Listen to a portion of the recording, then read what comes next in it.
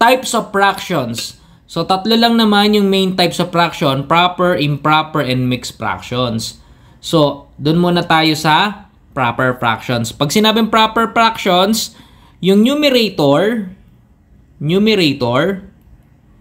okay, ay mas maliit kaysa sa denominator. Ano example niyan?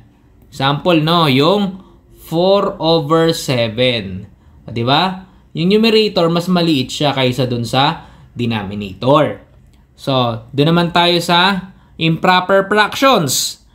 Ito naman, mas mataas yung numerator. Mas mataas siya, okay,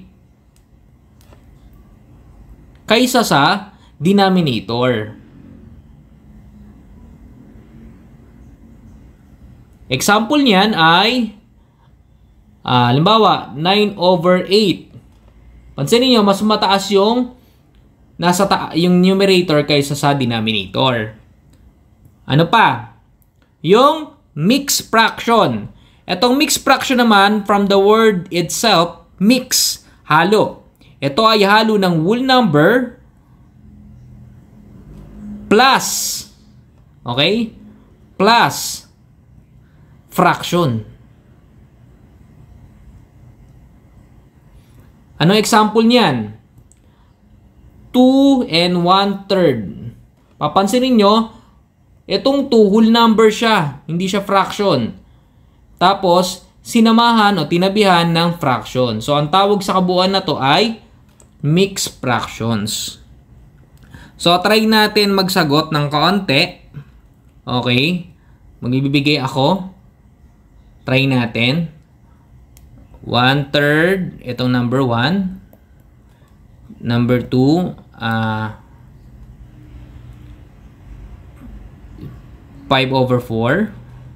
Number 3 is halimbawa 10 and 3/4. Number 4 is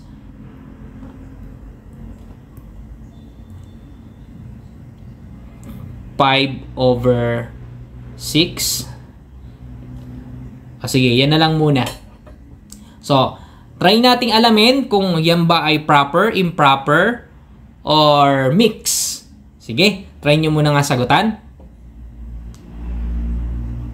Okay na ba? Nasagutan nyo na ba? Okay, try natin sagutan, no? Ito, papansinin nyo, mas mataas tong number 1. Yung nasa taas, mas mataas yung numerator kaysa sa denominator.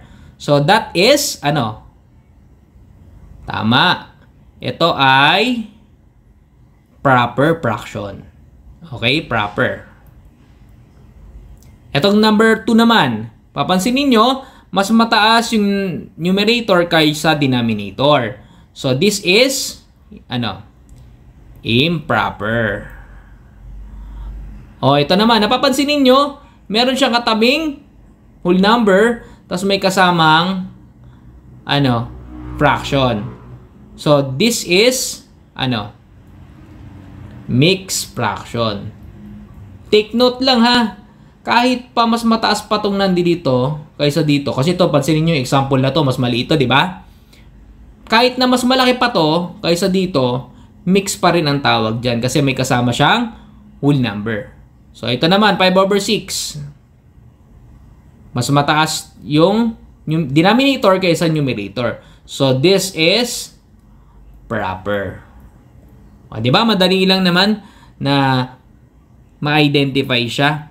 So, sa next video naman natin, napakahalaga nun kasi conversion. Ito pinakamahirap to sa karaniwan, no? Kahit ngayon mga college student na nahirap pa rin sa conversion. Ano ba yung conversion? Conversion ng mix. Ito, mix. To improper and improper to mix.